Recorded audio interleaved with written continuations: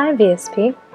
My name is Tasneem and I'm a fourth-year optometry student at the Pennsylvania College of Optometry. My lifelong goal is that I want to provide quality vision care to minority communities, and I've made it my mission to gain exposure to as many diverse communities during my clinical training as I can, so that after graduation I can provide adequate services. Within this year, I've been blessed with many opportunities to serve various communities within the U.S. and internationally.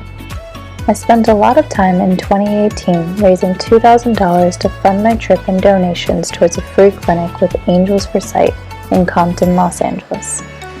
Then I started the year by flying across the country to serve the Compton community. We spent a week there, and since we were a pop-up clinic, we had to do most of our work outdoors. Literal field work made me grateful for indoor facilities we often take for granted in privileged communities. But we made to do with what we could, using boxes as shade when we needed a darker environment or shield from the rain. We were able to provide free services and glasses for our patients, learn more about their LA lifestyle, and have them leaving a bit healthier and happier than when we came in. In March 2019, I began my clinical externship rotations. I purposely chose sites that gave me access to various and minority populations, and I began with the Indian Health Service System in Montana. Spending 2 months here was an adventure in every aspect. For the first time, I was given my own exam room and patient schedule, and held responsible for their care.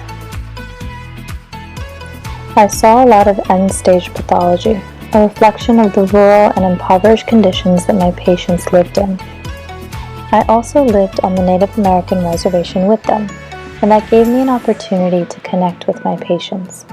They invited me to their prayer services, shared their traditional food, taught me how to play their cultural games like the stick game, and invited me into their homes.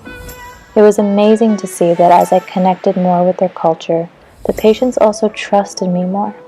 They started to comply more with my medical recommendations and actually returned for their follow-ups when they found out that I understood and attended their religious and cultural services. And I even took some time to teach the Indian Health Service hospital staff about my own religious background, in an effort to educate the medical community about more minority populations and share cross-cultural knowledge. I had never thought I could work, let alone live in a rural area of the country. But I left Montana with a newfound appreciation for the beauty of such places. The NOA convention of 2018 is where I learned about the NOA's new affiliation with Luxottica and the opportunity to apply for a fully funded one-site trip. I was fortunate to earn a spot on the one-site trip to Mexico 2019. I and a few other girls were given an opportunity of a lifetime, thanks to the National Optometric Association and their commitment to helping students and those who want to advance the health of minority populations. In 1 week, we saw 3,624 patients. But I think my patients changed my life just as much, if not more, than we did for them. We worked non-stop every day from 7 a.m. to 8 or 9 p.m. to give these patients comprehensive care, referral to the proper services, free glasses, and more, all in Spanish with the help of the most amazing team of translators. We saw so many patients who all lost sight in 1 or 2 eyes because they didn't receive follow-up care for several years. Again, connecting with the locals was instrumental to providing the best care. We became great friends with our translators, and they taught us about customs our patients would relate to and how to more politely direct an eye exam in Spanish. My patients definitely understood and responded better when I paid attention to the nuances of their dialect and of their lives. I also met some of the most intelligent and independent female doctors that showed me it is possible to make time for hundreds of underprivileged children while leaving their own infants at home. Like with every place I have worked in, Mexico and its people now hold a special place in my heart, and I will carry the experiences forward with me as I treat patients from various backgrounds. And the travel will continue as my externships do.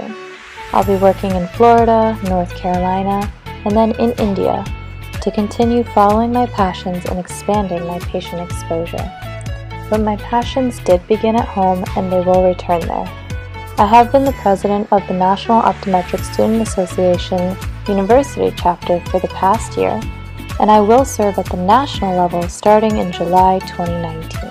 As I have learned over and over again, if doctors take the time to connect to patients on a personal level, understanding their culture, language, day-to-day lives, struggles, preferences, and more, patients are way more likely to understand and follow medical regimens and return for their follow-up care.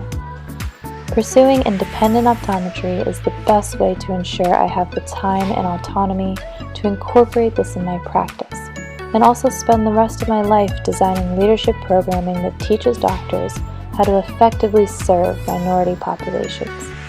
We need to get more access to healthcare for all, and give more minorities the access to becoming doctors for their own communities. I plan to team up with major organizations like the NOA and VSP Global to make this a reality post-graduation.